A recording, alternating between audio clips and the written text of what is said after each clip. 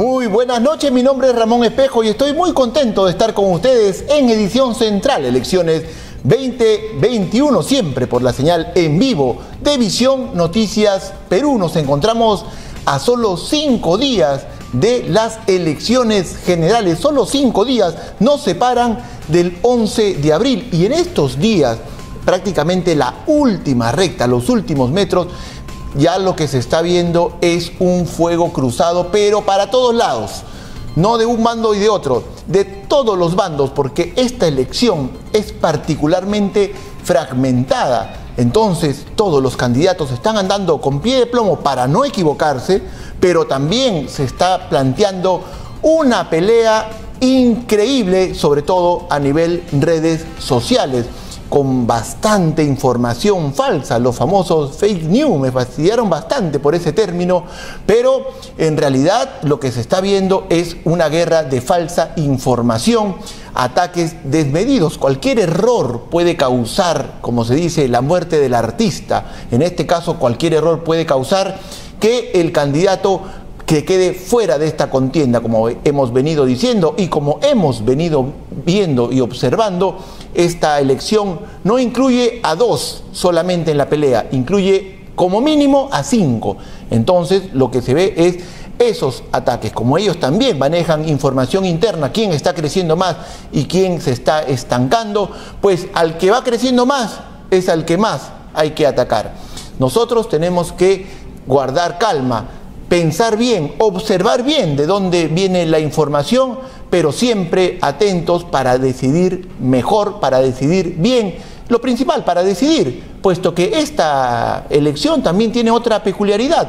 El índice de indecisos es elevadísimo, más que en otras ocasiones. También se prevé un mayor ausentismo producto de la pandemia que vivimos. Pero esta palabra fragmentación está muy usada últimamente. Es una palabra que se viene repitiendo: fraccionamiento, atomización de la política. En realidad, esto no sé si es que otras veces se había vivido con tanta intensidad. Vamos a hablar un poco de la historia de otras elecciones y para eso nos encontramos con Martín Belaúnde Moreira. Él es un ex congresista de la República, abogado y político ampliamente conocido y conocedor de nuestra realidad. Y le damos la más cordial bienvenida, el señor Martín Belaúnde. Muy buenas noches, bienvenido.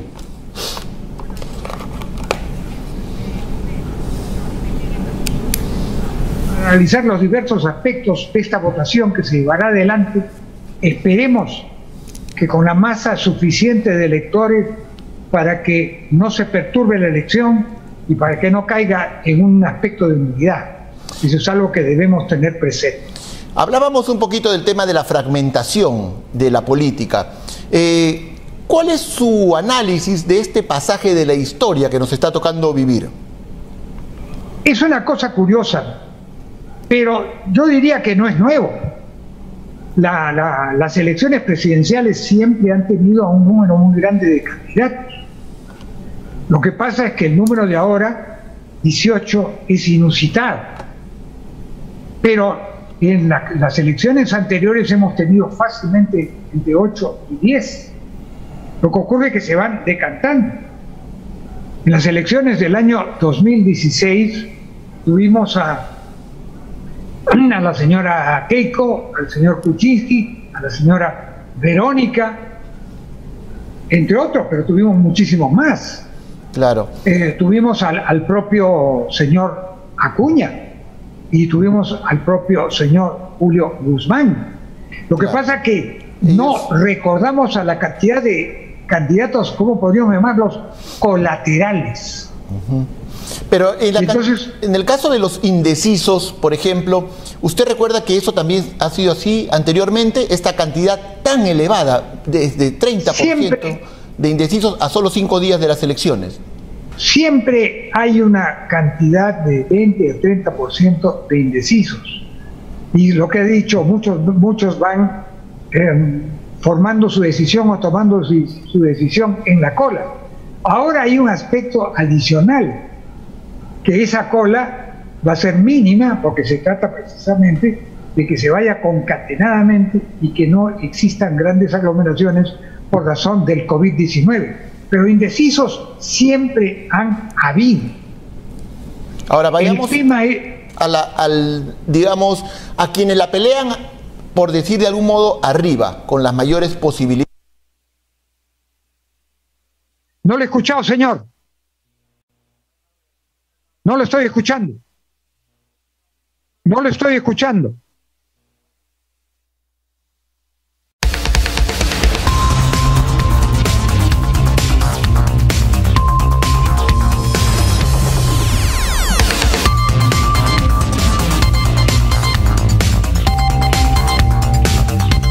Fíjense ustedes, margen de indecisos en todas las elecciones.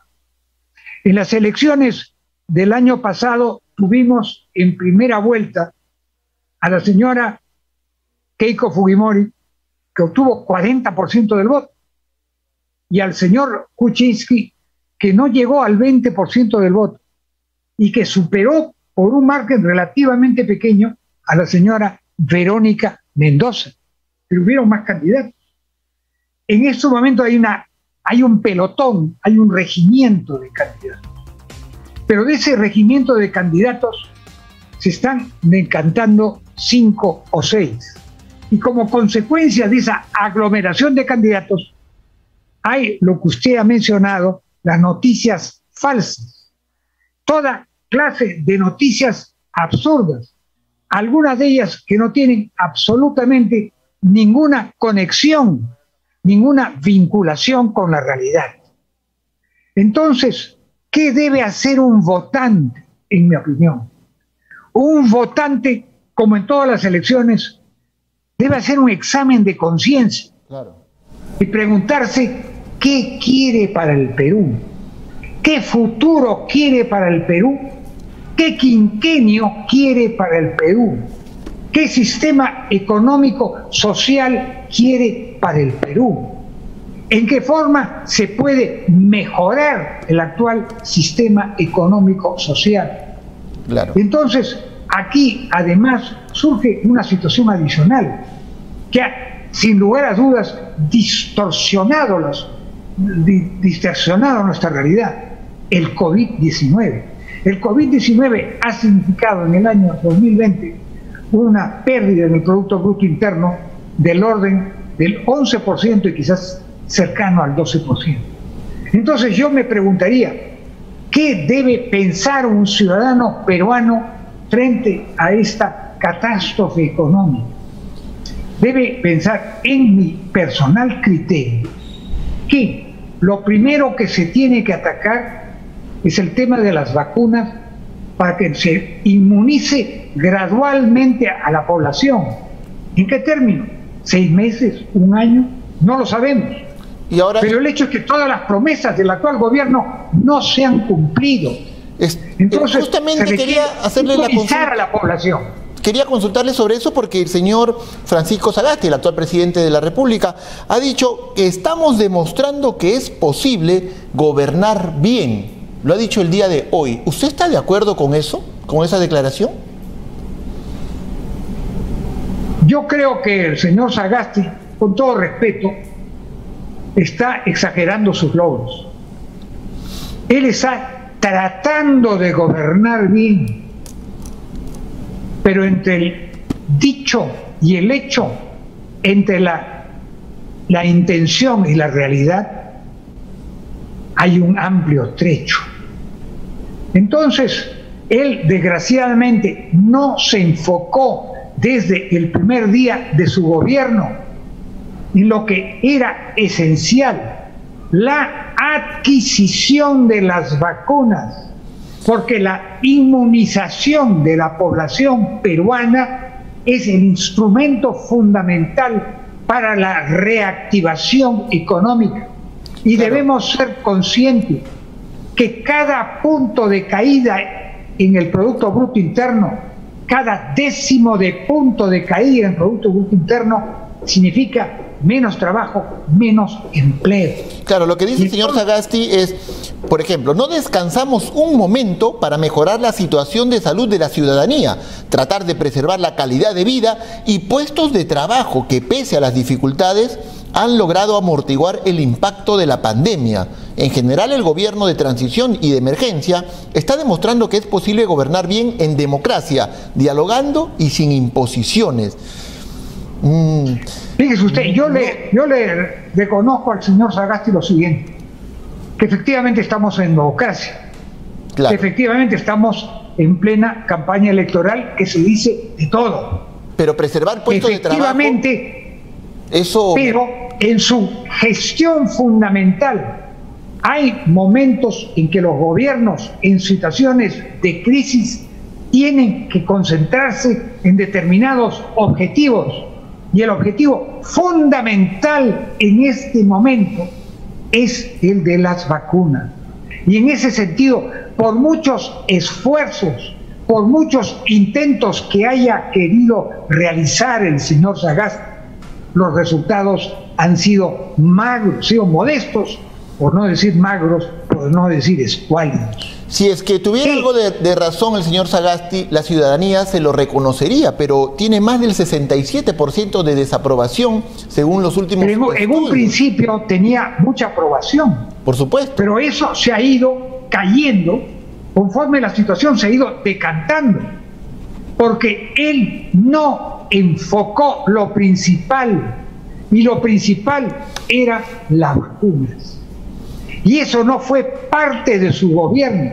Si usted lee El Peruano, a veces tiene la impresión que este gobierno está en la luna, está fuera del Perú. Entonces, el objetivo fundamental es vacunas, adquisición de vacunas, con los medios que nos da el presupuesto, con los recursos que aún tenemos acumulados.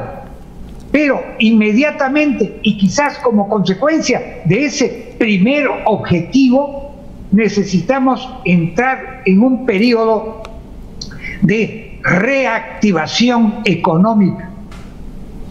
Eso es algo fundamental. Ahora, el gobierno del señor Sagasti indiscutiblemente es un gobierno de transición. Claro. Quizás él está poniendo todo de sí, pero ese todo de sí no es lo suficiente para enrumbar al Perú de acuerdo a esos dos objetivos esenciales que yo le estoy trazando por elemental lógica y sentido común. Ahora, existe ciertamente, usted menciona que siempre ha sido así, pero en todo caso no se ha mejorado eso, por decirlo de algún modo, el tema de desánimo. Existe un gran desánimo en este momento por la política, por las elecciones y por todo lo que se está viviendo.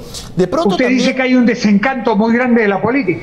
Ya, pero quería ir a la previa. De pronto también algo ha tenido que ver el tema de las disoluciones, las vacancias, todo lo que vivimos en la anterior etapa. ¿O usted cree que eso no tiene nada que ver con lo que se está viviendo en este momento?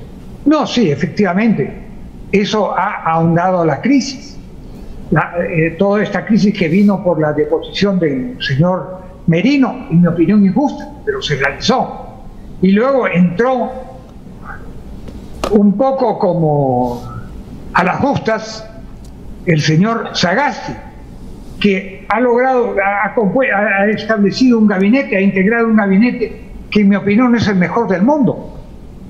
Pero yo le diría, con ese gabinete tenemos que trabajar, y ese gabinete efectivamente tiene que trazarse esos objetivos a corto plazo. Yo acepto plenamente que estamos viviendo un régimen democrático, que se están realizando elecciones con una multiplicidad de candidatos que constituye una fuente de confusión para el ciudadano. Pero el ciudadano tiene que elegir, el ciudadano tiene que escoger, el ciudadano no puede patear el tablero. El ciudadano debe tomar una decisión en conciencia que lleve al enrumbamiento del Perú, no a largo plazo, porque a largo plazo todos estamos muertos. Ahora, hay mensajes. Pero tenemos que hacerlo ahora. Hay mensajes el 11 de abril. Claro, hay mensajes también de los propios protagonistas, que son en este caso, en esta etapa, los candidatos presidenciales, que de pronto tampoco ayudan a ese objetivo que usted menciona. Por ejemplo, el caso del señor George Forsyth, que repetidamente y basado seguramente en una estrategia, ha hablado de la mismocracia, la mismocracia, la mismocracia. ¿Usted se siente aludido cuando él habla de la mismocracia, los dinosaurios que gobiernan o que nos han gobernado? ¿Por qué me voy a sentir aludido, señor? No, le pregunto por lo que usted ha sido congresista de la República y él ha mencionado reiteradamente el tema de la mismocracia, lo mismo de siempre, lo mismo de siempre. Bueno, yo he sido congresista de la República 5 años, señor. No he sido congresista de la República 20 años. El señor, y eso tampoco es un delito. Por supuesto. De manera que la mismocracia, yo le recomendaría al señor Forsyth, con respeto al señor Forsyth, pero para mí es una lástima que no se hubiera mantenido en el mismo puesto que fue llevado por la elección popular y se hubiera dedicado a culminar su periodo como alcalde. Lo ha dejado a medio hacer. Debe estar en la alcaldía, debe estar en la victoria, debe estar trabajando. Ha preferido escalar más alto, y para escalar más alto utiliza como peldaño la palabra la mismocracia. Mismocracia, esa es una... Eso es una palabra, eso es algo falso. En la política, mi querido señor, se requiere experiencia. Nadie nace sabiendo. La política es una larga lucha, es una larga historia de lucha, de errores y de aciertos, de triunfos, de conquistas y también de derrotas. Y el hombre no solo debe aprender de sus errores en el sentido de no volver a cometerlos, sino que tiene que enmendar su conducta para aquello que sea más viable dentro de la situación económica, política y social en la que se encuentra el Perú en este preciso momento. Y tiene que establecer cuáles son sus prioridades. Claro. Yo no creo en la necesidad de cambiar la Constitución, y le digo a usted que cuando se votó esta Constitución yo voté en contra, y voté públicamente en contra. Claro. A través de un reportaje y una entrevista que me hicieron en el Diario de Comercio allá por el año 1993. Y el hecho de tener años, el hecho de tener canas como indiscutiblemente las tengo, no es un demérito de la persona. Es un demérito de la persona no haber sabido utilizar su energía y no haber podido cumplir bien las misiones que le fueron asignadas. Señor, en el año 2000 yo luché por la democracia. Claro.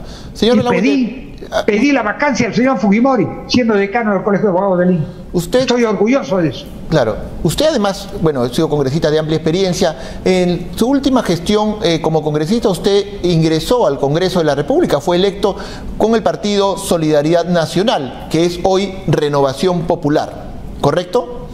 Sí, así es, señor. ¿Usted mantiene su militancia ahora en Renovación Popular? No, es que yo nunca fui militante de Solidaridad Nacional, yo fui invitado. Invitado, ok. Y como invitado dirigí y me mantuvo los 5 años en la bancada de Solidaridad Nacional. Okay. Conozco al señor López Aliaga. Una opinión sobre él, por favor. Lo aprecio y considero que es una persona que está haciendo grandes esfuerzos, no solo para ganar, sino también para lograr una administración coherente en el futuro. Pero él está en una lucha con varios candidatos de diversas tendencias. El señor López Aliaga está junto con el señor Hernando de Soto. El señor Hernando de Soto es una persona de muy larga trayectoria, que ha tenido algunos éxitos indudables en su vida. El mérito y los éxitos en la vida no se pueden calificar como mismocracia. Eso, mi querido señor, claro, es una mezquindad que yo rechazo. Yo reconozco los méritos del señor de Soto, como reconozco los méritos del señor Aliaga, sus méritos empresariales. Pero en estos momentos sea quien fuera elegido, el señor De Soto, el señor López Aliaga, entonces digamos en lo que se llama la derecha, la señora Keiko. Debemos tener una visión de Perú, y la visión de Perú significa qué régimen económico, social queremos tener para el Perú. Se dice, el candidato Lescano habla de la economía social del mercado. Efectivamente, la economía social del mercado está en la Constitución peruana desde el año 79 y está también en la Constitución del año 93. Señor Belaúnde, le voy a leer en este momento un fragmento de la editorial del la última edición, valga la redundancia, de la revista Hildebrand en sus 13, escrita por el director de esa revista, precisamente el señor César Hildebrand. Él dice así, y me gustaría saber si usted está de acuerdo con eso. Dice: no importa lo que diga la caverna de siempre, ni cuánto quieran manipular las encuestadoras. No hay que tenerle miedo a quienes nos impusieron con tanques en la calle el neoliberalismo, sin hospitales, ni oxígeno, ni UCIs. No habrá segunda vuelta de verdad ni debate serio al que asistir si la izquierda no tiene una representación. Piénsenlo bien. ¿Usted está de acuerdo con esta afirmación? Fíjese usted, yo respeto a todas las tendencias políticas, pero hay una cosa que es evidente, no obstante haber sido un fuerte opositor del señor Fujimori, que el Perú ha progresado económicamente en los últimos años.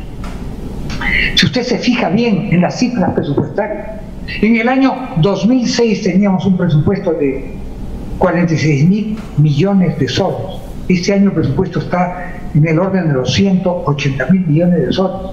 Y la relación dólar-sol entre esa época sigue siendo la misma, no ha variado.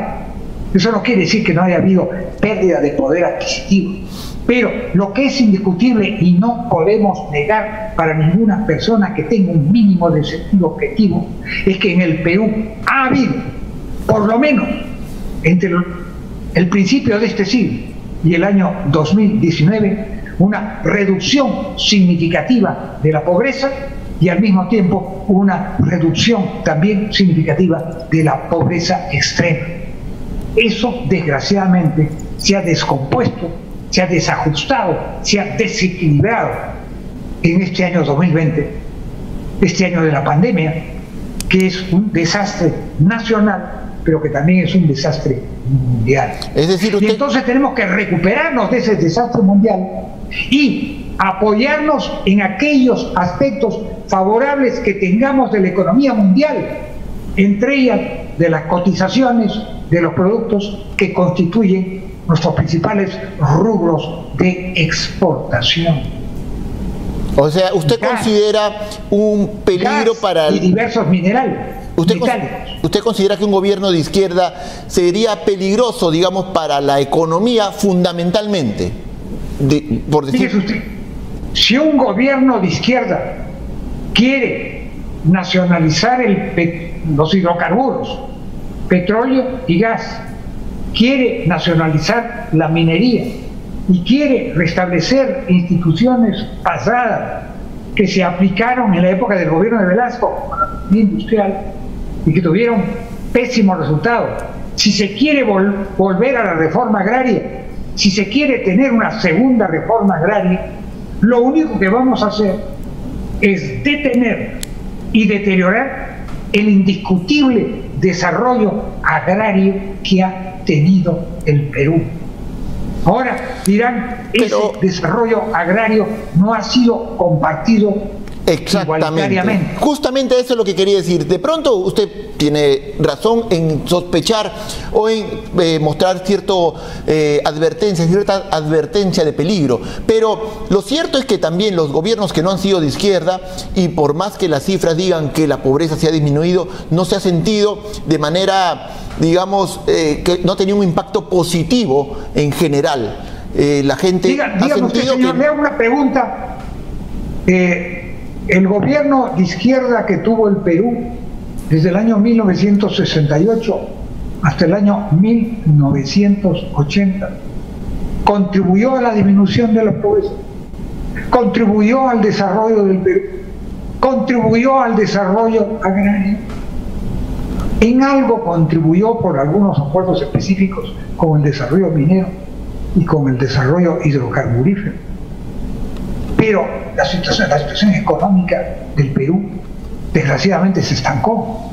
De eso hemos salido lentamente en la década del 80 con el segundo gobierno de la ONDE, luego tuvimos un retroceso con el primer gobierno de Alan García y luego tuvimos un cierto enrumbamiento y no le da la década del señor Fujimori. Pero el problema es que la década del señor Fujimori no fue democrática. Entonces nosotros queremos tener un gobierno democrático que sea compatible con el desarrollo económico y con una mejor distribución social. Y no le da... Ese es el objetivo. Señor Belaúnde, pero ¿no le da usted siquiera el beneficio de la duda a la izquierda, de pronto moderna, y que haya aprendido de sus errores? Fíjese usted, el beneficio de la duda es algo muy subjetivo. Yo prefiero, antes que el beneficio de la duda, ver cuál es el contexto real y el significado real de sus programas económicos y sociales. Si lo que quieren es tener un banco, un BCR independiente, o si quieren que retornemos a la inflación. Entonces, el camino del Perú no es fácil. El camino del Perú significa disciplina, orden y trabajo. Y significa también un rayo y una luz de esperanza. Pero para que haya rayo y luz de esperanza necesitamos tener inversión pública y privada. Y para que haya inversión pública necesitamos ingresos para el Estado. Y eso implica un incremento de la actividad económica que pueda producir ingresos para el Estado a través de la tributación. Si no tenemos ese incremento de la actividad privada, los ingresos del Estado van a decrecer. Es decir... Y yo se lo digo a usted por experiencia. Claro. Yo he manejado y administrado empresas del Estado. Pero señor he dirigido la comercialización minera peruana. Es decir, que usted, habiendo leído y escuchado al señor Pedro Franque, no confía en que él podría ser un buen ministro de Economía, o el señor Oscar Dancur, que lo han propuesto como director de BCR la señora Verónica Mendoza.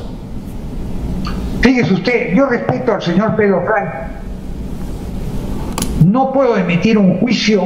Él ha dicho que tiene determinadas tendencias y tiene determinadas políticas, y ha dicho, en esencia, por una entrevista que se le dieron, no me tengan miedo. Yo no le tengo miedo al señor Franque. Yo creo que es una persona correcta. Yo creo que el señor Franque es una persona que merece respeto. Pero una cosa es merecer respeto y tratarlo con respeto. Y otra cosa es pensar que desde los postulados de la señora Verónica Mendoza, con una segunda reforma agraria, se va a llevar a cabo un desarrollo agrario que pueda beneficiar al Perú en su conjunto, a los trabajadores agrarios que antes no existían en esos rubros. Eso es algo que debemos tener presente. Ese desarrollo agrario que se ha formado en Ica y en Chao y Virú no existía antes. Esos productos agrarios que ahora forman parte de nuestra canasta de exportación por cerca de 8.000 millones de dólares, esos productos agrarios simplemente antes no se producían. Eso es un desarrollo nuevo. Y ese desarrollo nuevo debe atribuirse a quienes tuvieron el coraje, la visión, la decisión y el acierto de invertir y de trabajar, y quienes no tuvieron el acierto de pagar los sueldos mínimos y utilizar servicios para, en alguna forma, escamotear los derechos laborales de sus trabajadores contratados a través de terceros. Pero que ha habido un desarrollo agrario en el Perú que no lo ha habido como en muchísimos años, no le quepa a usted, señor, que lo ha habido y que tiene que seguirlo habiendo si queremos que en el Perú haya desarrollo y progreso. Señor Belaúnde, pero en todo caso, Ya para ir cerrando la entrevista, ¿usted cree que para esta eventual segunda vuelta, donde los actores que han quedado, digamos, en competencia, para no vamos a individualizar, pero estamos hablando de 4 o 5 como máximo, están representadas todas las fuerzas ideológicas, es decir, derecha, centro, izquierda, centro-izquierda? ¿Usted lo ve que digamos, la elección va a ser de manera ideológica, que el pueblo va a tener que decidir de ese modo? ¿Cómo lo ha percibido? Yo creo que los peruanos debemos votar en conciencia por aquel candidato que reúna las condiciones mínimas que cada uno en conciencia crea que son indispensables para el desarrollo del Perú. ¿Usted ya lo tiene decidido? Eso es lo que creo. Y yo diría, hay muchísimas noticias falsas o fake news, como ahora se dice, sí, que no es otra cosa que noticia falsa y noticia interesada. Y eso ha existido en todas las campañas. Yo he visto muchísimas campañas y en todas ellas ha habido noticias falsas y noticias desorientadoras. Pues claro, es necesario que en estos momentos nos sobrepongamos a esa desorientación, que tengamos la capacidad mínima de pensamiento y de análisis y que tomemos una decisión. Yo creo en la necesidad que los ciudadanos peruanos de toda edad, clase y condición tomen una decisión y concurran a votar por aquel candidato que ellos estimen que sea el mejor para el futuro del próximo quinquenio. Señor Belaúnde, eso es lo que yo le digo a usted. Agradeciéndole la deferencia por habernos dado esta entrevista. La última, no es necesario que me diga por quién, pero ya usted tiene decidido su voto. Sí, lo tengo decidido, pero no deseo en estos momentos manifestarlo. Está todo bien. Lo tengo decidido. No hay ningún problema. Dentro de las líneas que le he mencionado. Muy bien, señor. Y dentro de la necesidad de conservar la democracia en el Perú con un régimen de economía social de mercado. Okay. Soy contrario a quienes quieren modificar la Constitución para deshacer ese régimen. Así lo haya hecho Fujimori.